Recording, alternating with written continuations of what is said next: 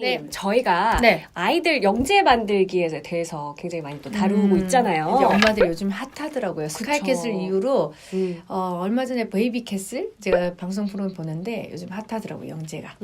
그래서 말인데요. 이 영재가 되려면 아이들한테 물론 뭐 IQ 이런 건 사실 근데 태어날 때부터 그게 정해지는 건가요? 아니면 아이들이 어떤 걸 가르치냐에 따라서 그게 뭔가 올라가는 건가요? 학자들은 다들 유전이라고 대부분 다 말씀을 하시는데 이제 그 유전을 어디까지로 볼 건가? 임신했을 때를 우리가 유전이라고 할 건지 아니면 생후 태어나서 언제까지를 유전이라고 할 건가라고 생각하시면 되는데 저는 생후 36개월까지를 유전으로 보고요. 그래서 저는 유전이라고 생각하죠. 그럼 그 이유는 뭐 또 아이가 어떻게 자라나냐에 따라서 환경도 굉장히 또 중요한 작용을 하겠네요. 그렇죠. 36개월까지 어떠한 환경을 주느냐에 따라서 영재가 되고 안 되고가 많이 판단이 되고요. 이제 그 다음부터는 그러면 노력하면 되나요? 라고 하는데 그쵸. 그건 노력하면 되는 거지 뭐 진짜 영재는 아니잖아요. 그래서 노력해서 그 다음에 아이 우리가 말하는 똑똑한 아이, 영재 같은 그런 아이. 그래서 뭐 그렇게 우리가 만들어진 거를 영재라고 하고 선천적인 거를 천재라고 하는데요. 대부분 우리가 말하는 건 지금 영재를 말하는 거죠. 후천적인 영재. 네. 그러네요. 또 천재랑 영재가 다르니까. 그러면 영재가 되려면 우리가 꼭 뭔가를 아이들한테 시켜야 한다 이런 것들이 있을까요? 필수적인 것들. 너무 많죠. 너무 많죠. 근데 이제 저한테 가장 많이 묻는 게 너무 많은데요. 그 중에 한 가지가 엄마들 이걸 좋아하시더라고. 그 중에 한 개만 할까 봐요. 다 못 시키니까 돈이 너무 많이 들잖아요. 네. 그래서 그러면 영재가 되는 비법을 좀 알려주세요. 뭐 영재 비법 한 가지 뭐 이런 말씀 많이 하시는데 제가 대부분 다 영재에 대해서 많은 말씀을 하실 때 저는 학습적인 거라고 다 대부분 많이 생각을 하시거든요. 그러니까 뭐 책을 많이 읽어야 된다, 뭐 수학 문제를 많이 풀어야 된다, 선행학습을 해야 된다, 뭐 여러 가지 말씀을 많이 하시는데 제가 한 20여 년 정도 이 영재 교육을 하다 보니까 단연코 1번이라고 할 때 이제는 묻지도 생각도 안 해요. 무조건 운동입니다. 무조건 운동입니다. 운동. 네. 그러니까 운동도 사실 종류가 엄청 많잖아요. 그냥 달리는 게 운동이라고 하면 애들 뭐 계속 걷게 달리게 하는데 뭐 그러니까 구체적으로 어떤 운동을 시켜야 그 정도 할까요? 달리기 정도는 그냥 놀이 삼아 하는 거고요. 놀이 말고 우리가 말하는 정말 선수같이 운동을 하는 거를 말씀을 드리는 거고요. 그러면 뭐가 다르냐? 헬스클럽에 예를 들면 헬스클럽에 우리가 가면은 평소 때 러닝머신 뛰고 이렇게 하잖아요. 근데 이제 코치한테 우리가 코치를 받을 때 꼭 마지막 5개를 이야기해요. 마지막 5개. 윗몸 일으키기 하는데, 뭐 평소 때 괜찮았어요. 뭐 20개 하는데, 자, 이제 끝날 때쯤 숨이 찰 때쯤 미칠 것 같은데, 마지막 5개! 뭐 이렇게 합니다. 자, 4개!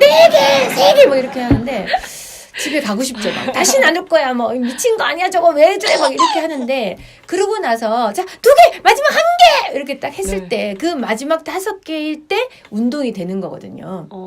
그래서 우리가 말하는 일반적인 아이들이 학습을 한다 정도면 그냥 학습한다, 똑똑한 정도인 거지. 뭔가를 끝까지 하고 인내를 가지고 하기 싫어도 하는 거. 이제 이게 필요하다는 거죠. 영재가 되려면. 그러면 뭐 끈기나 지구력이나 인내심이라든지 내가 말하는 우리가 참을성, 집중력 이런 것들이 일반 아동들은 그냥 즐겁다 정도만 가더라도 괜찮지만 영재는 힘든 걸 참아내는 거. 앉기 싫은데 앉아야 되고 내가 수학 문제를 풀기 싫은데 풀어야 되고 또 이런 그 마지막에 승부가 필요로 하거든요. 그래서 운동을 잘하는 친구들이 영재가 될 확률이 높더라고요. 운동 그 자체가 그러면 인내심을 길러주는데 굉장히 중요한 역할을 하는 거네요. 인내심, 제가 봤을 때 인내심도 굉장히 중요하고요. 집중력에 굉장히 좋고요. 뭐 지구력, 우리가 말하는 지구력, 뭐 그런 거에 굉장히 좋기 때문에 정말 상위 우리가 1%, 0.1% 이런 친구들은 남들과 다르게 자기 절제 능력이 뛰어나지 않는가. 정말 우리가 말하는 수석 입학하는 이런 아이들이 뭐 하고 싶은 거 다 하면서 공부를 잘했다. 그거는 거짓말인 것 같고요.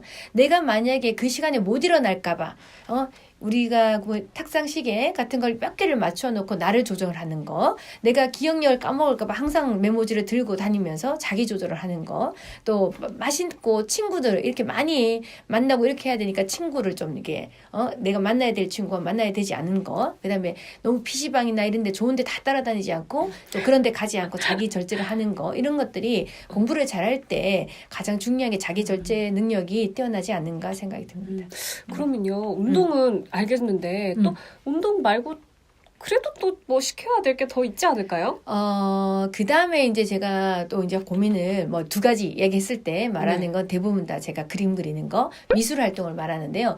이 폭넓게 미술이라고 하면은 만들기라든지 여러 가지 종합 그걸 좀 전반적으로 다 우리가 미술이라고 하는데 미술 중에서도 저는 그리기를 말을 하고 있어요. 그래서 아이들이 나의 생각을 그림으로 그려내는 거. 그 그림을 그리는 거, 색칠하는 거 아니고요. 그려내는 거. 그게 이제 그림을 잘 그리다 보면 내 생각을 끄집어내야 되잖아요. 그게 뭔가 매뉴얼화되어 있는 거를 그려내는 게 아니라 나의 생각을 끄집어서 그걸 표현하는 거기 때문에 상상력과 창의력에 굉장히 중요한 역할을 하고 있고요.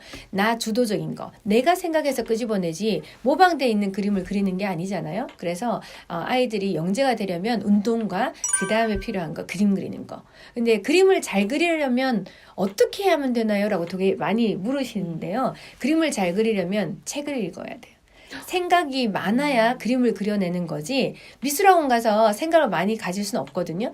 거기서 형태를 만들고 거기서 선생님한테 이야기를 들었는 거를 주제로 해서 내가 그림을 그려야 되기 때문에 하지만 책을 많이 읽은 아이들은 그리고 싶은 마음이 드는 게 아니에요. 막 떠오르기 때문에 막 종이를 찾아서 막 그려요.